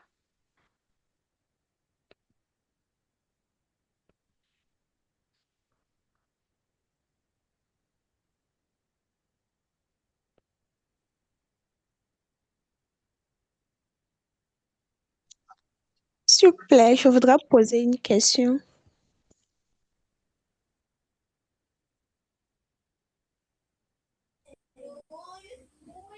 Oui, oui, la question. Oui, bonjour Maïna. Oui, vous pouvez poser vos questions. Ok, merci beaucoup. Bonsoir à tous. Bonsoir, Mamiso. Bonsoir aux formateurs. Et bonsoir également à tous les participants. J'ai rejoint un peu le call un peu tard et j'ai suivi, disons, un peu en partie la présentation sur le podcasting. Et ma question serait de savoir en quoi peut-être un podcast peut être une contribution au projet Wikimedia. Par exemple, quand je prends Wikipédia, Wikidata, ou bon, je sais pas à quoi le podcast va réellement servir comme contribution dans les projets Wikimedia. Merci. Euh, alors, je suppose que dans vos communautés respectives, vous avez par exemple vous avez besoin par exemple de recruter de nouveaux adhérents sur la communauté. Ou alors, vous avez des activités que vous souhaitez vulgariser. Ou alors, vous organisez parfois des collectes de fonds pour pouvoir organiser un certain nombre de vos activités de manière générale. Ou alors, vous avez des astuces ou des tips, des techniques que vous souhaitez vulgariser au sein de la communauté. Donc, un podcast peut peut intervenir dans votre stratégie de communication et de diffusion de la connaissance et venir en soutien de tout ce qui est fait en termes d'articles créés, en termes vidéo, pour pouvoir sensibiliser les personnes qui sont tout autour de vous dans la communauté, ou alors les personnes qui sont extérieures à la communauté, à ce que vous faites, c'est-à-dire à vos activités, à votre existence même d'ailleurs, auprès de ces personnes qui sont externes et qui peut-être ne savent pas que vous existez, à diffuser des astuces ou des types de contenus que vous souhaitez voir, comment dire ça, euh, que vous souhaitez voir proliférer, voilà, proliférer sur votre communauté ou bien sur les thématiques sur lesquelles vos communautés travaillent. Et je sais, pour être membre d'une communauté Wikimedia, que il y a régulièrement des rencontres, des content, je sais pas comment, j'ai oublié comment ça s'appelle, content, une sorte de hackathon en termes qui là parle du contenu, qui sont organisés. Et là, du coup, vous pouvez faire la promotion de ces éléments-là, non pas seulement en faisant des articles sur votre plateforme Wikipédia, mais en créant un podcast qui va être beaucoup plus accessible, beaucoup plus direct auprès des membres de votre communauté et qui, d'un autre côté, va permettre aux personnes qui sont en dehors de votre communauté d'avoir des informations sur ce qui se passe chez vous, dans votre sein, de savoir comment est-ce que vous êtes organisé et en définitive, leur faire, leur donner envie de venir déjà s'intéresser à ce que vous faites, de un, et de vous rejoindre. Donc, ce n'est pas uniquement le podcast qui va permettre de vous faire connaître ou bien d'atteindre vos objectifs en termes de communauté, mais ça peut rentrer dans une stratégie de communication globale et qui va vous permettre de pouvoir attirer encore plus de public que celui que vous avez déjà sur vos activités, sur vos communications et sur comment dire ça, sur le contenu que vous créez à l'interne dans votre communauté Wikimedia plutôt. Est-ce que j'ai répondu à la question ou alors c'est pas très clair ou ça demande quelques précisions? Ok, merci beaucoup pour la réponse. Déjà, je note que le podcast peut servir, disons, de sensibilisation ou bien, oui, de sensibilisation à parler, par exemple, de ce que fait la communauté. Mhm. Et peut-être si je voudrais ajouter une seconde question, ça serait de savoir, est-ce que parce que souvent ce que moi je vois sur YouTube ou bien sur les autres plateformes, Mhm. souvent un podcast, peut-être ça suit une régularité. Peut-être il y en a qui Mhm. font une fois par semaine, il y en a qui font un podcast peut-être une fois par mois. Maintenant, moi je voudrais savoir, est-ce que on peut-être vouloir faire juste une vidéo ou bien une émission de présentation, par exemple, de la communauté une fois. Est-ce que ça voudrait dire forcément que c'est un podcast si ce n'est pas régulier? Si, c'est un podcast en fait. Vous pouvez faire un podcast d'une seule émission, hein, d'un seul épisode en fait. Ça se fait beaucoup. D'accord. Je vois. Et ce qui est sûr, c'est que quand c'est un one-shot, il faut que le sujet soit très très parlant et il y a beaucoup de monde pour que vous puissiez avoir beaucoup d'auditeurs, beaucoup d'écoute en fait. Donc, sinon, vous pouvez faire un podcast aussi de quelques épisodes. Il y a des gens qui font des podcasts de 2 épisodes, 3 épisodes. C'est-à-dire que ils choisissent une thématique bien particulière, ils choisissent un angle de traitement qui leur est propre et ils développent l'idée en 2, 3 ou 4 épisodes. Et le podcast s'arrête là. Donc, il y en a beaucoup qui le font en fait. Comme, comme des reportages radio qui durent 1 heure de temps et puis qui s'arrêtent là. Non, c'est un podcast d'un seul épisode, c'est un podcast, pour répondre de manière simple à la question. Maintenant, en termes de régularité, si je peux revenir là-dessus, C'est comme tous les contenus sur les réseaux sociaux, hein, bon, ou sur Internet de manière générale, même partout d'ailleurs. Ça peut être à la radio ou à la télé. La régularité, c'est la clé. C'est-à-dire que quand l'auditeur ou quand le public sait que l'émission paraît tous les jours, tous les mercredis à 14 heures, et qu'on sait que c'est un rendez-vous qui est immuable, ça vous amène beaucoup plus d'auditeurs et ça crée de la fidélité pour ceux qui sont déjà là, chez ceux qui sont déjà là. Alors que si vous promettez, faites une promesse d'un épisode par semaine et que cette semaine, le mercredi à 14 heures vous ne diffusez pas d'épisode, c'est plutôt vendredi que vous le faites, ou alors carrément la semaine passe encore une fois d'épisodes, vous perdez en crédibilité et la fidélité des auditeurs va se retrouver entamée.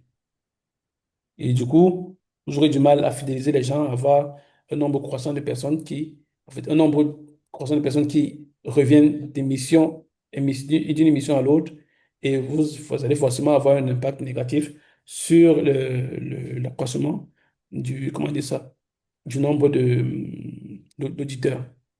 Maintenant, si vous sentez que vous pouvez faire un épisode toutes les semaines, dites un épisode tous les mois. Même là, ça marche encore. Ça crée de l'attente, mais il faut vous arranger à ce que l'émission soit publiée au moment où vous l'avez annoncé. Sinon, c'est un problème. Je pense que j'ai répondu à la question. Ou pas. Il faut me le dire. Ok. Oui, c'est bon. Je pense que ça peut aller. Ces éléments de réponse me vont. Merci beaucoup. OK. Donc, j'aimerais prendre 5 ou 10 minutes pour parler un peu des aspects techniques. Alors, je vais essayer euh, de- C'est juste pour rappeler, René, qu'il nous reste 15 minutes ou 20 minutes à peu Oui, près. Oui, oui. merci. Alors, pour, euh, pour faire un podcast, moi typiquement, j'ai besoin d'un certain nombre de choses. C'est pas immense, c'est pas beaucoup de choses, mais je vais le montrer parce que c'est quelque part la condition sine qua non pour avoir du, du, du contenu sonore de qualité. C'est-à-dire en termes d'enregistrement, de prise de son, il faut ça pour pouvoir avoir un contenu qui est de bonne qualité parce que j'ai parlé tout à l'heure de, de respecter l'oreille des personnes qui écoutent. Et pour respecter l'oreille des personnes qui écoutent, il faut produire un contenu de qualité. C'est-à-dire, c'est un peu pour faire l'analogie avec ceux qui font du blogging, ben, de, des articles sur Internet. Quand vous faites un article avec des fautes, c'est difficilement lisible pour les personnes qui vont vous lire. C'est la même chose avec la qualité de l'écoute. Il faut que ce soit fluide, que ce soit propre, qu'il n'y ait pas de perturbation pour que les personnes puissent rester écouter ce que vous avez à dire et que la chaleur que vous essayez de transmettre par votre voix puisse être totalement perçue et complètement perçue par l'auditeur qui vous écoute. Donc, le premier élément, c'est ceci. Je crois que tout le monde connaît ça. C'est un casque audio avec son fil qui permet de brancher sur le micro. Le micro que je vais d'ailleurs vous montrer,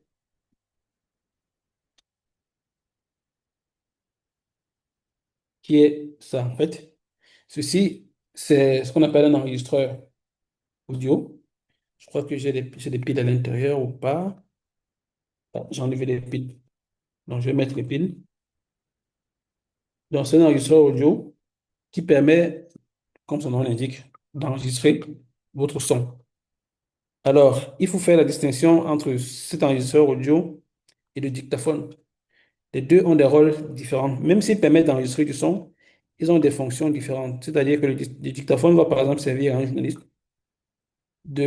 un peu de rappel mémoire. C'est-à-dire que il va trouver son intervenant peut-être dans la rue, sortir rapidement le dictaphone et faire une interview. Ou alors avoir une idée qui lui vient à l'esprit, sortir le dictaphone pour parler là-dedans et se le remémorer plus tard. En fait, le dictaphone, c'est quelque part de rappel mémoire.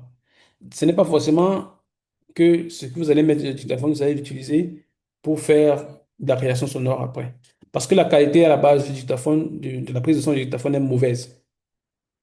Donc, c'est pas conçu pour faire de la prise de son de qualité. C'est conçu pour vous permettre de prendre du son et aller après écouter pour vous rappeler de ce que vous avez entendu. Donc, si j'ai mis les piles, j'allume. Donc, je ne sais pas si vous voyez, ça s'allume là. Et puis, il y a un affichage il y a un affichage qui s'affiche, en fait. Donc, il y a un écran et il y a un affichage là. Et cet affichage-là, c'est pour vous permettre, vous aide à faire du monitoring. C'est-à-dire de savoir si, déjà, visuellement, en regardant les éléments de l'affichage, vous avez un enregistrement qui est fait dans les bonnes conditions. Mais pour pouvoir avoir la certitude que ce truc-ci fait son travail de la manière la plus efficace qui soit, il faut avoir ça à côté, c'est-à-dire vous branchez votre casque sur le micro. Je vais vous expliquer pourquoi.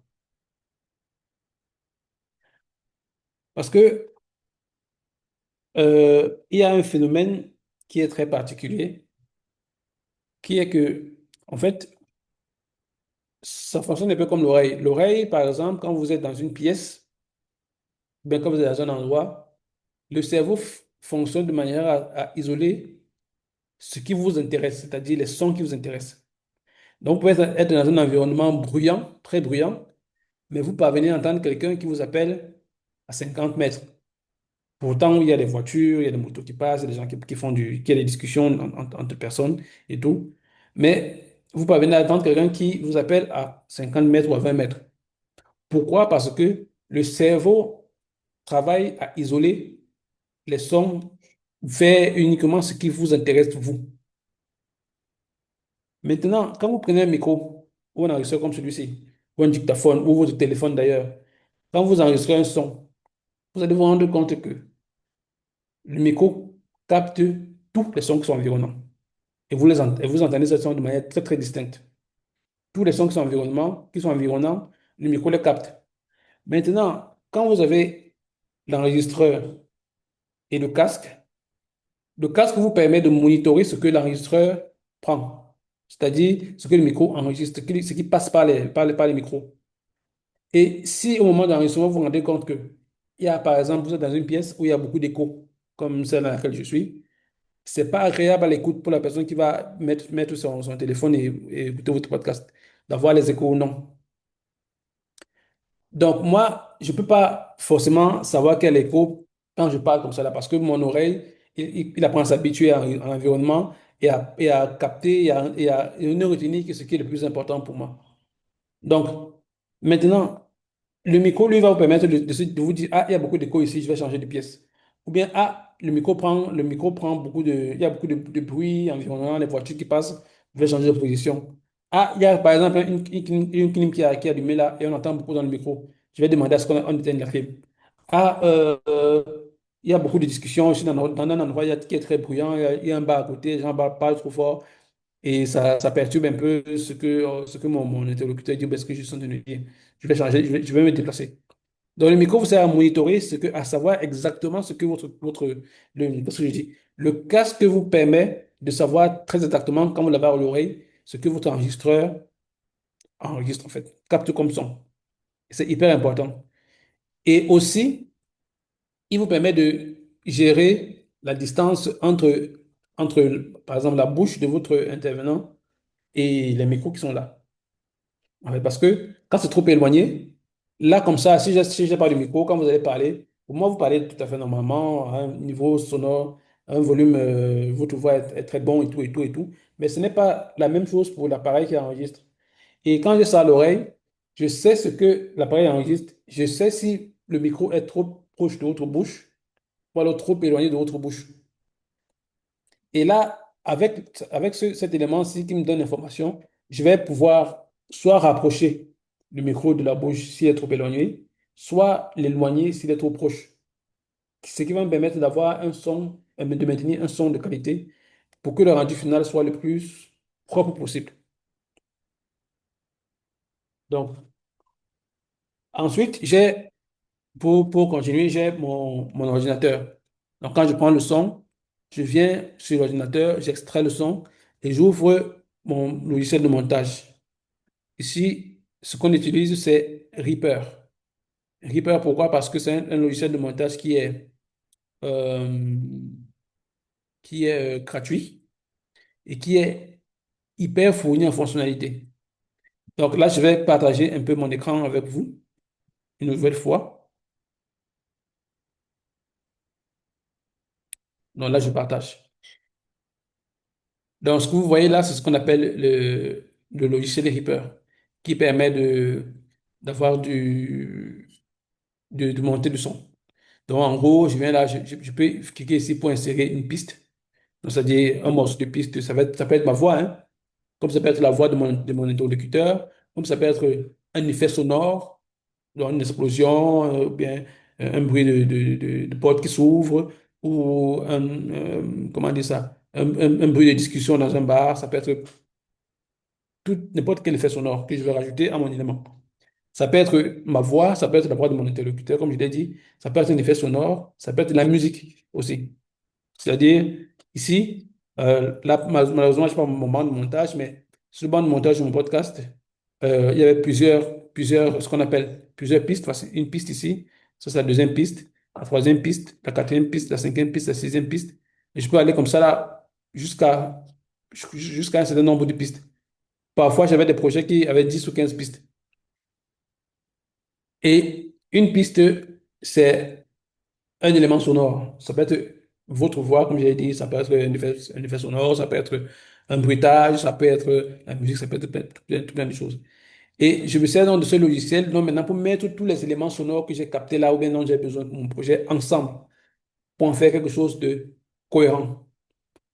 La musique arrive, non, le jingle arrive, après je parle, après il y a une musique d'interlude, après je présente mon interlocuteur, ensuite mon interlocuteur se met à parler, après quand il parle un certain nombre de temps, je mets de la musique pour, euh, pour reposer les oreilles avant de reprendre l'interview et à la fin, je rencontre une histoire fictionnelle avec des effets sonores, des explosions, des gens qui crient, un fleuve qui passe, ou bien une voiture qui traverse la rue. Et ensuite, je fais la conclusion, je mets de la musique pour conclure, et le jingle, et puis basta, l'émission est terminée. Et tout ça, je fais ça ici, dans ce qu'on appelle le logiciel de montage audio. Et ensuite, et enfin, quand j'ai fini, je fais ce qu'on appelle le rendu, le render ici. Donc là, je mets les informations sur le fichier que je suis en train de vouloir créer. Dans le nom, je choisis le format, je choisis le bitrate. Le bitrate, c'est un peu la quantité d'informations qui sortent chaque seconde, en fait, de mon fichier audio. Je choisis le format. Là, on a WAV, par exemple. WAV, c'est le format de CD. FLAC, c'est un format non compressé. Ensuite, il y a le MP3. Il y a plein de formats. Donc, je choisis le format d'encodage pour le rendu qui va être euh, déposé sur mon ordinateur par le logiciel. Je mets le nom, je choisis le répertoire où il sera stocké, je mets le nom du projet, ainsi de suite. Donc, je rentre toutes les informations et toutes les configurations que je souhaite pour mon projet. Et ensuite, je clique je crois qu'il y a un bouton rendu. Et donc, tout ce que j'ai mis dans mon banc de montage va être fusionné, mis ensemble et sorti en un seul fichier audio. Mais avant d'en arriver là, il y a ce qu'on appelle le mixage. Le mixage, en fait, c'est une technique qui permet d'égaliser les sons, c'est-à-dire de rendre l'écoute fluide. Pour pas que, quand par exemple, moi je parle, vous m'entendez là, et quand mon interlocuteur se met à parler, vous l'entendez là. Si ça arrive, si la prise de son a été faite de manière à ce que la discussion est de niveaux sonores différents, il va forcément falloir que j'égalise le tout moi, un autre, pour rendre l'écoute, c'est-à-dire l'auditeur qui met mon podcast, que ce soit fluide pour lui, qui n'ait pas une voix qui est plus haute que l'autre. Donc, il faut faire l'égalisation de tout ça, c'est ce qu'on appelle le mixage. Ça vaut pour les voix, comme ça vaut pour les effets sonores, comme ça vaut pour la musique. Donc, il faut veiller à ce que tous les éléments soient pratiquement au même niveau sonore.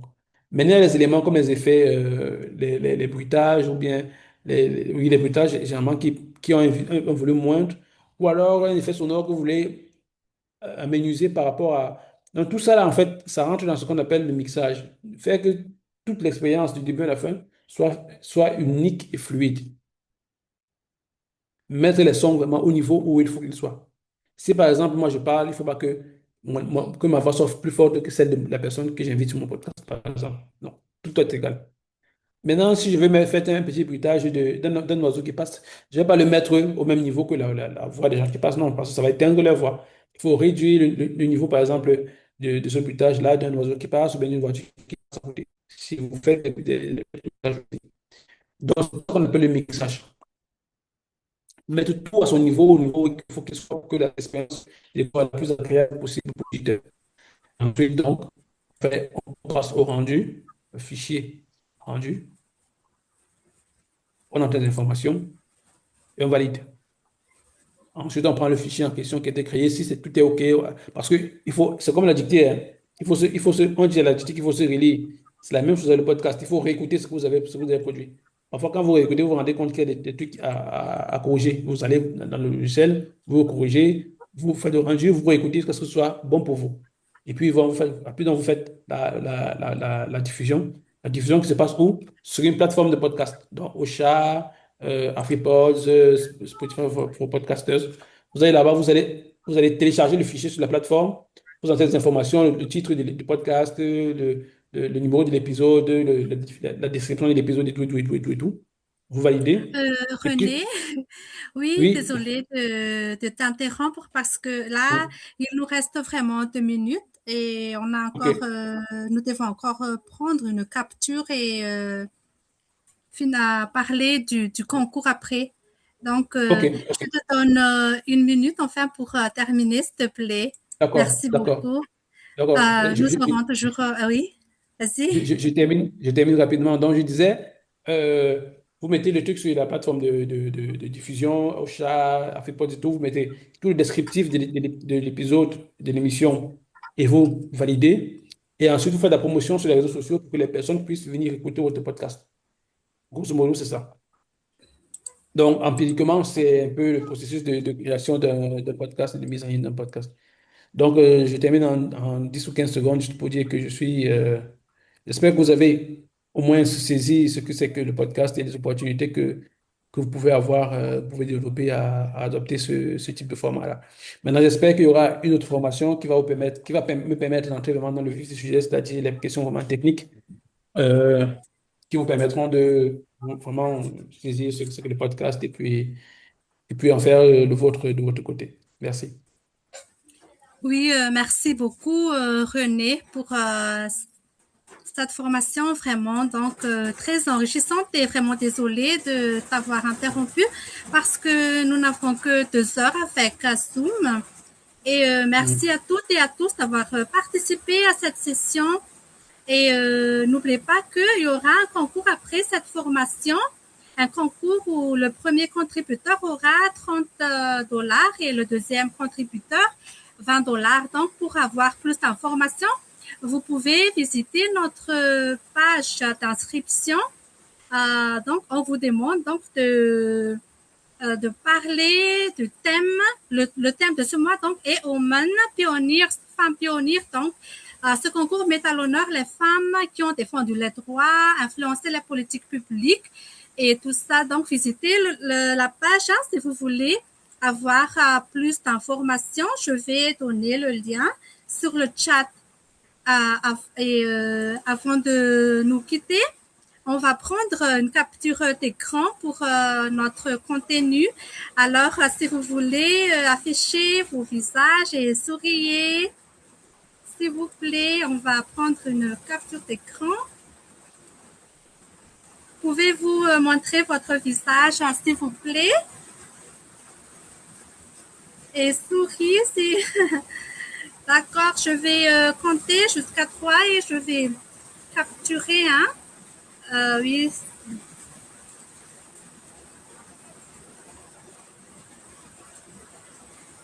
Attends, voilà.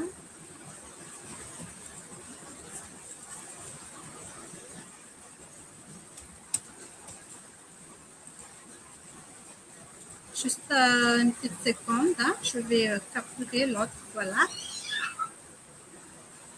Et voilà.